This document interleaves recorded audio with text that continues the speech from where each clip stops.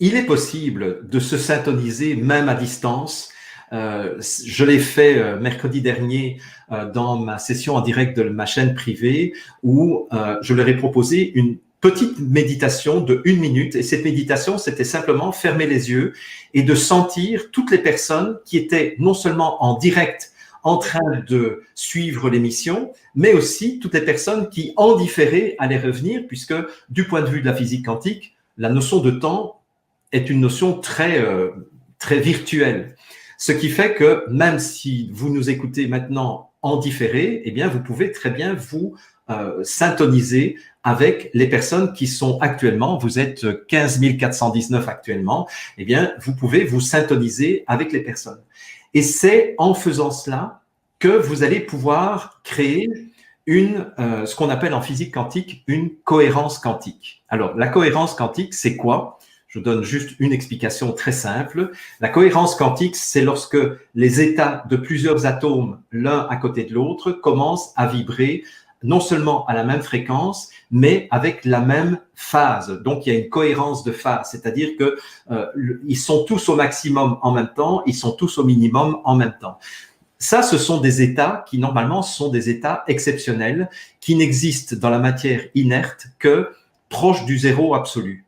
Donc, entre moins 273 et moins 269 degrés centigrades, c'est là qu'on peut avoir un phénomène de cohérence quantique. C'est ce qu'on appelle le phénomène de cohérence quantique, avec une cohérence de phase. Ce qui est intéressant, c'est que il y a très longtemps, j'ai lu ce livre « Biologie de la lumière » du docteur Fritz Albert Popf. Et dans « Biologie de la lumière », il raconte que dans le vivant, il existe un certain nombre de phénomènes de résonance quantique qui font que, à partir du moment où un groupe de neurones, par exemple, entre dans cet état de cohérence quantique, eh bien, ce groupe de neurones peut commencer à communiquer sans fil avec un organe et peut donner des instructions à l'organe sans passer par le système nerveux. Mais ces groupes de neurones peuvent aussi permettre de communiquer avec d'autres êtres humains ou d'autres êtres vivants. D'ailleurs, on peut prendre 2-3 exemples assez courants et assez connus. Les bancs de poissons, par exemple. Comment se fait-il que tous les poissons, il peut y avoir des dizaines de milliers de poissons, vont tourner simultanément et instantanément? Donc, il n'y a pas des petits retardataires là. Les compagnies d'oiseaux, c'est la même chose. Vous avez parfois des centaines de moineaux, vous avez des centaines d'hirondelles, etc., qui vont tourner tout en même temps. C'est parce que au niveau nerveux, ces animaux sont dans un état de cohérence quantique qui fait qu'ils sont en télépathie les uns avec les autres. Quelqu'un comme Rupert Sheldrake a très très bien décrit ces phénomènes. Bien, alors maintenant, je vais vous montrer un petit film qui va, j'espère, vous inspirer et vous amuser, parce qu'en fait, c'est ça que je vais vous proposer, et c'est même ça que je vais proposer maintenant 2 fois par semaine. Ça va faire 1 demi-heure. C'est que je vais animer le mercredi à 20h heure européenne, 14h heure canadienne, et le samedi 20h heure européenne et 14h heure du Québec, des petites rencontres de 1 demi-heure en live pour se syntoniser, juste se fédérer et se mettre en réseau, en attendant que des réseaux plus technologiques nous permettent de nous reconnaître les uns les autres et de nous fédérer les uns les autres régionalement.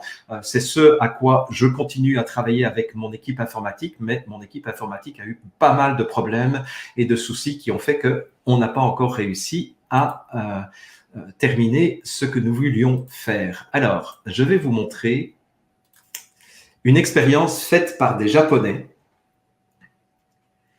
Vous voyez là, ce sont 100 métronomes. Alors, je vais mettre un tout petit peu plus de son. Et vous vous rendez compte que ces métronomes ne sont pas du tout synchronisés. Ils ont tous la même fréquence, mais ils n'ont pas la même phase. Vous voyez qu'il y en a qui sont à droite pendant que d'autres sont à gauche et pendant que d'autres sont au milieu, etc. Alors, c'est une expérience qui dure 6 minutes, donc je ne vais pas vous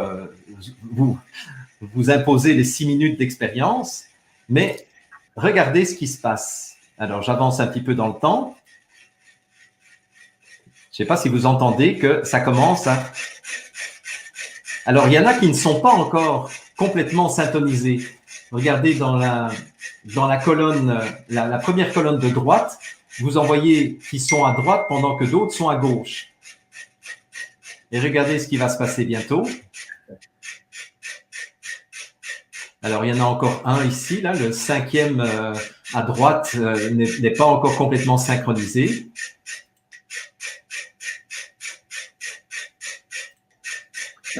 Et regardez maintenant, les 100 métronomes qui sont partis en étant désynchronisés vont rester synchronisés et vont rester pendant des minutes et des minutes, ils vont rester synchronisés.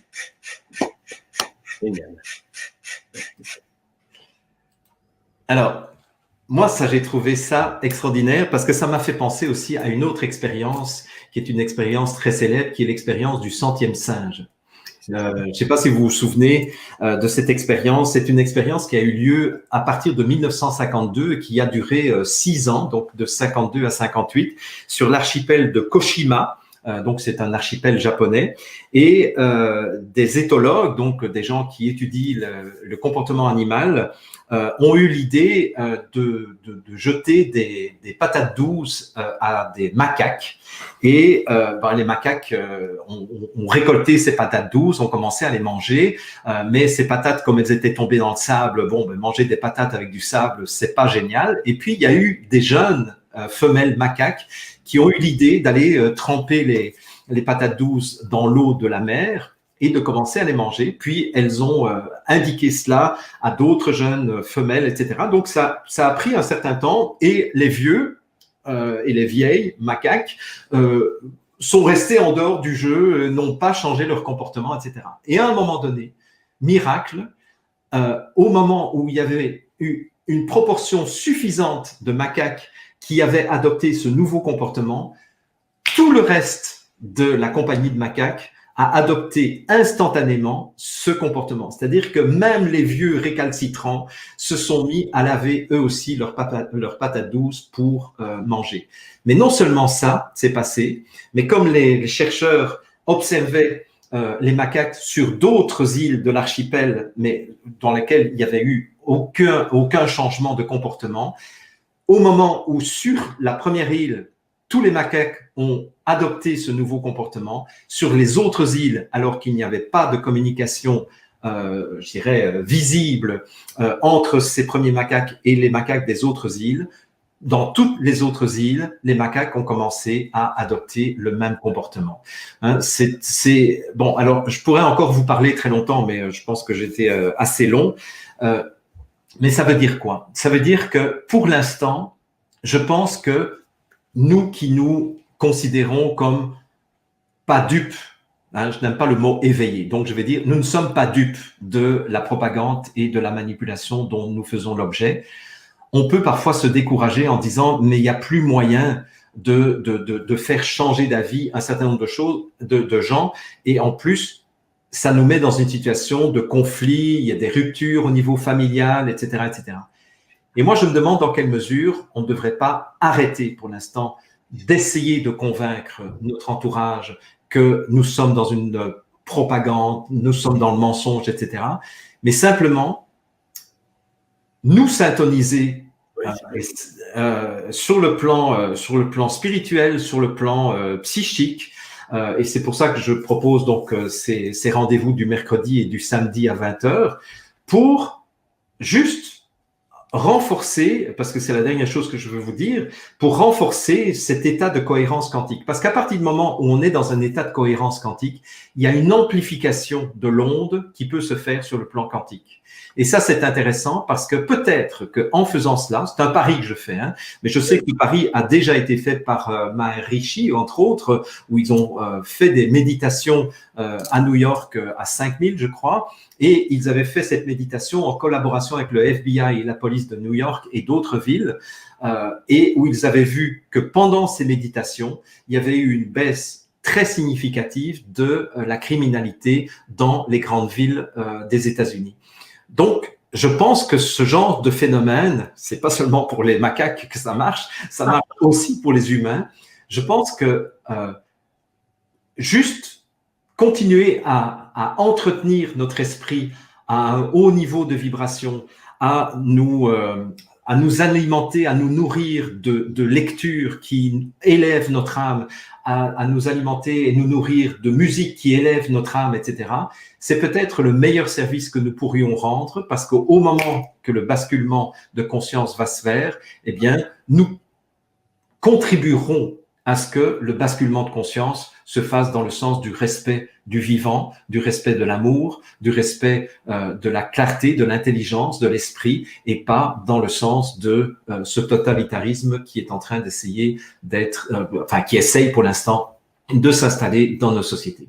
Voilà donc le message que je voulais vous transmettre aujourd'hui, parce que ça me paraissait vraiment inspirant de se dire peut-être que dans le visible, pour l'instant, nous ne pouvons pas faire grand-chose, mais on peut se préparer au basculement. Voilà ce que je voulais vous